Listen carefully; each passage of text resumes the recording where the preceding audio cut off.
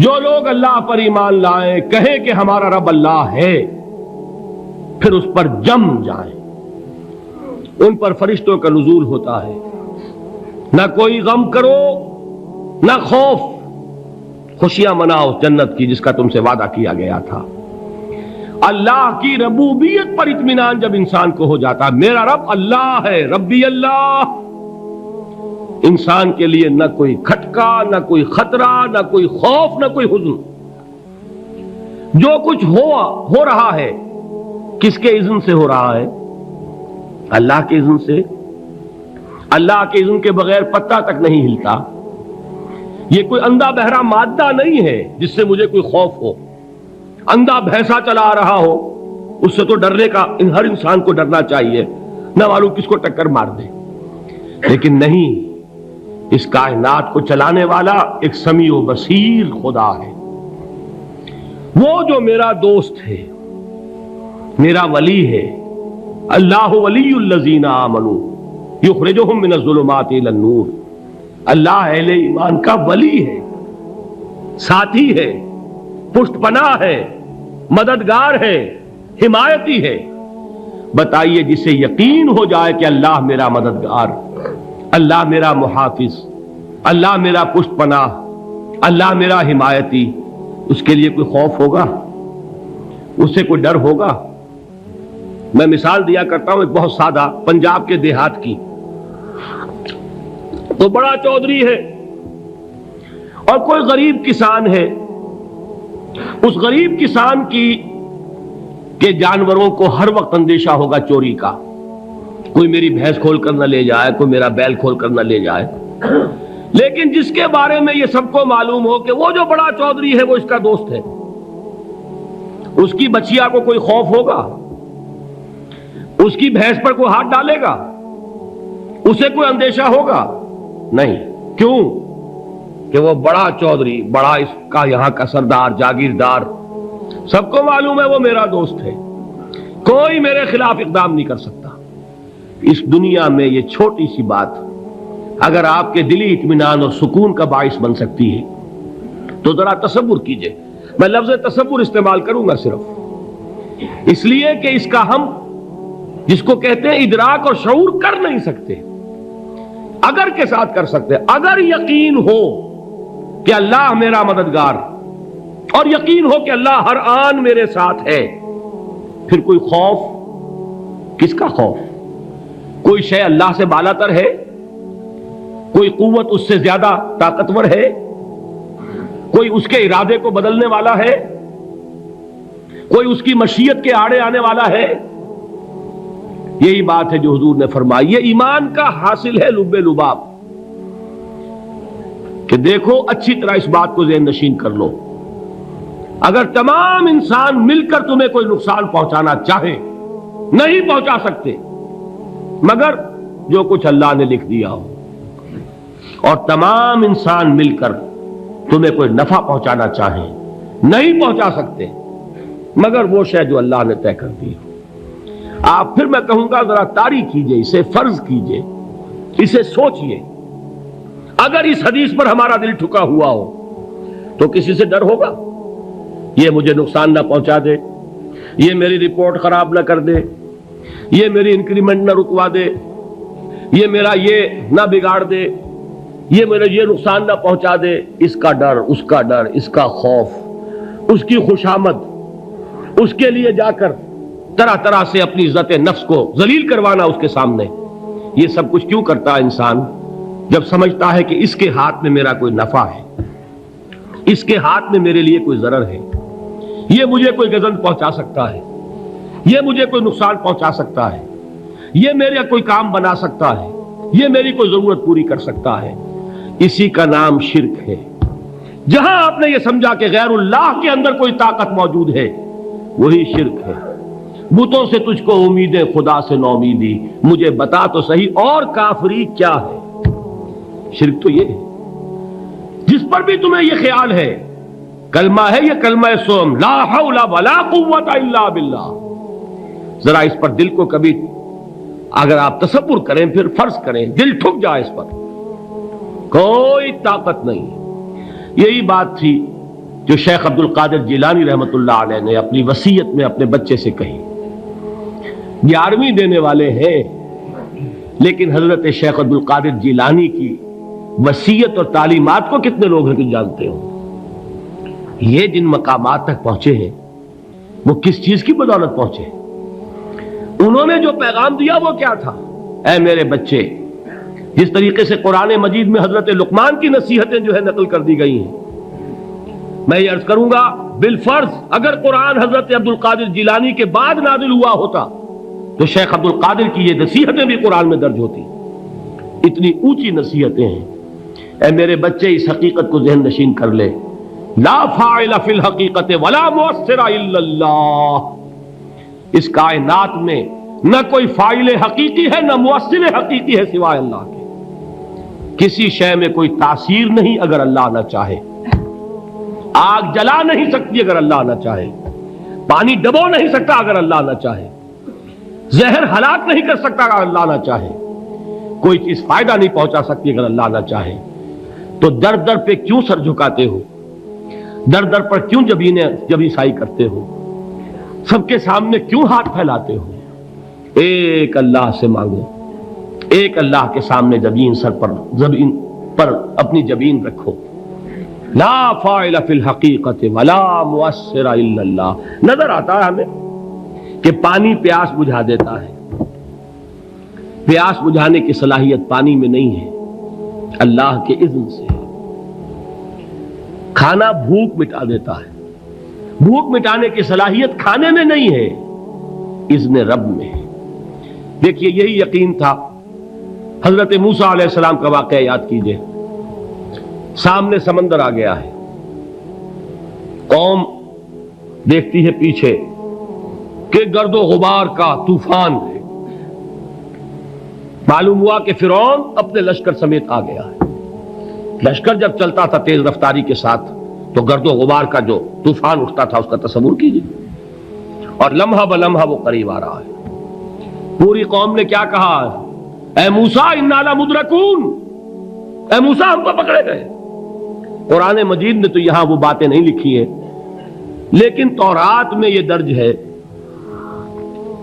کہ بنی اسرائیل جھگڑنے لگے، دست و گریبان ہو گئے موسیٰ کے ساتھ. موسیٰ ہمیں یہاں مروایا لا کر، اس سے تو ہم ہی بہتر تھے. وہاں کھانے کو ملتا تھا، زندگی تو تھی، بیگار ہم کر رہے تھے، موت تو نہیں تھی. اب جو کچھ ہوگا اس کا تصور کرو، جس طریقے سے ہمارے ٹکڑے اڑائے جائیں گے. تو لڑ رہے ہیں حضرت موسیٰ علیہ السلام سے. یہ تورات کی تفصیل ہے. قرآن میں صرف اتنا آیا ہے، پریشان ہو کر انہوں نے کہا انا لمدرکون، موسیٰ ہم تو پکڑے گئے. اس وقت موسیٰ کا جواب کیا ہے؟ کلا ان معی ربی سیہدین. نہیں، میرے ساتھ میرا رب ہے، وہ راستہ دے گا. بتائیے کہاں راستہ نظر آ رہا ہے؟ یہ ہے ایمان بالغیب. راستہ نظر نہ آئے تب اللہ پر یقین ایمان ہے. جیب میں پیسے ہوں اور تب دل کو اطمینان ہے تو ایمان کس پر ہوا؟ پیسے پر، اللہ پر نہیں. جب وسائل و ذرائع نہ ہو اور پھر یقین ہو کہ اللہ مسبب الاسباب ہے، وہ اسباب کا پابند نہیں ہے، وہ اسباب کا محتاج نہیں ہے، اسباب اس کے محتاج ہے. اگر یہ یقین ہے تو اللہ پر ایمان ہے. یہ نہیں ہے تو تمہارا ایمان اسباب پر ہے، وسائل پر ہے، ذرائع پر ہے، مادیات پر ہے، اللہ پر نہیں.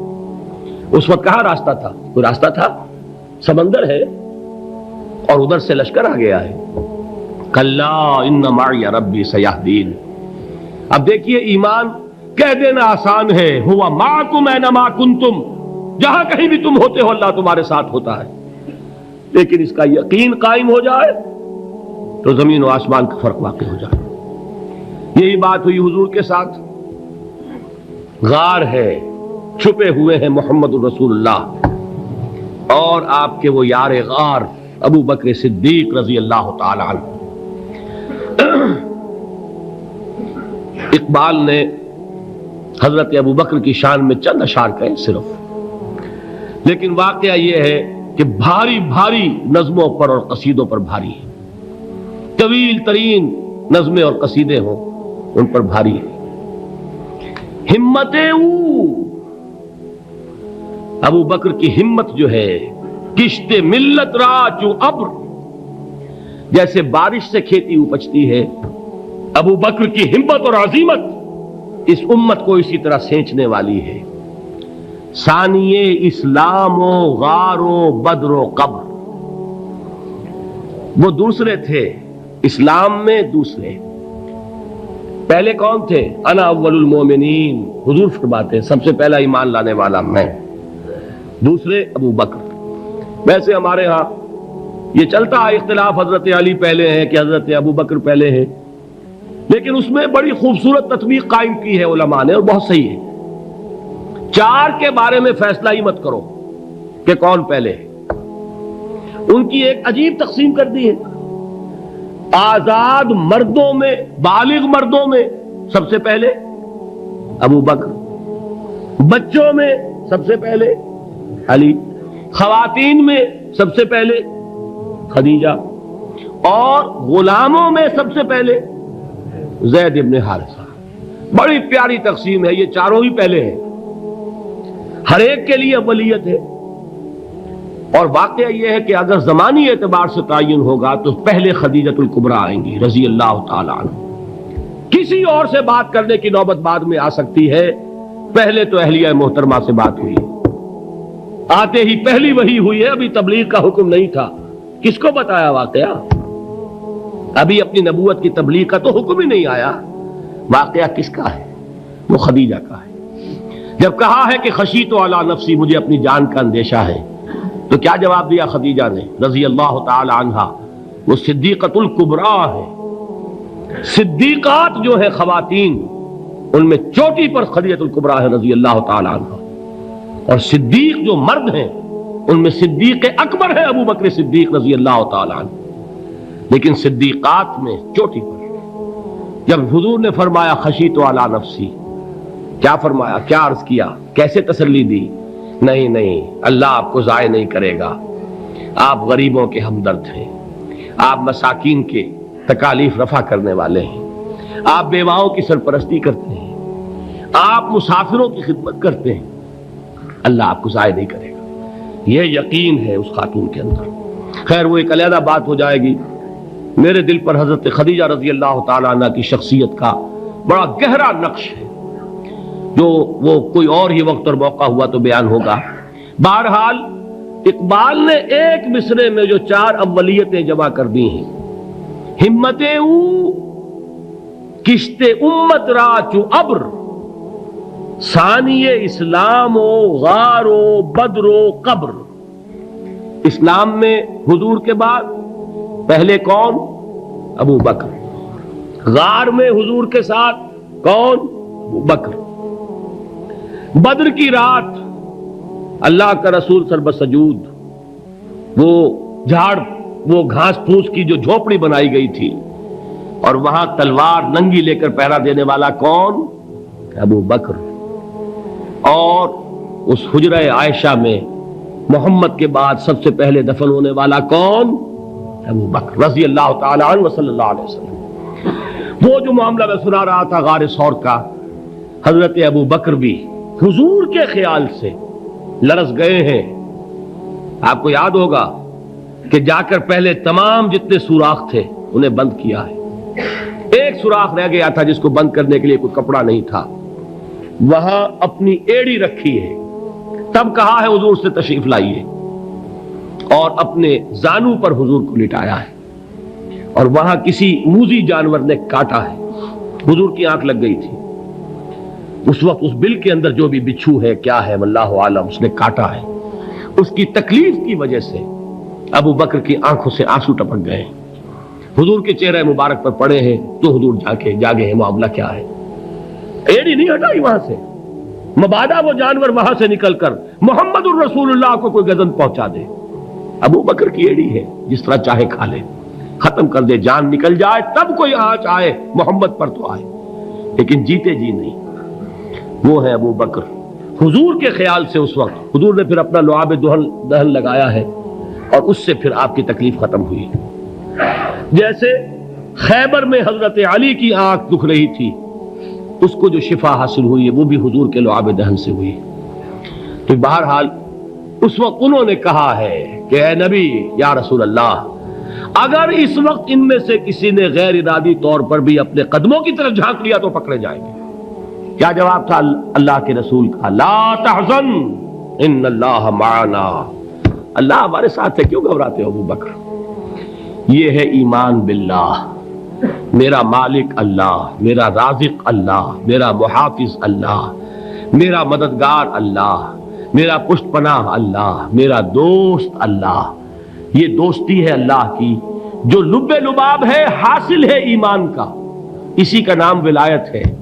اولیاء اللہ کے سروں پر سینگ نہیں ہوتے، جس کے دل میں ایمان راسخ ہو چکا ہو وہی اللہ کا ولی ہے، جسے اللہ پر یقین ہو چکا ہے وہی اللہ کا ولی ہے، جسے یقین ہے اللہ میرے ساتھ ہے، میرا مددگار، میرا پشت پناہ، میرا ساتھی، میرا دوست، میرا محبوب، میرا محب۔ اللہ اہل ایمان سے محبت کرتا ہے۔ واللہ یحب الصادقین، ان اللہ یحب الذین یقاتلون فی سبیلہ صفا کانہم بنیان مرصوص۔ اللہ محبت کرنے والا، اہل ایمان محبوب، اور اہل ایمان محبت کرنے والے اللہ محبوب۔ والذین آمنوا اشد حبا للہ۔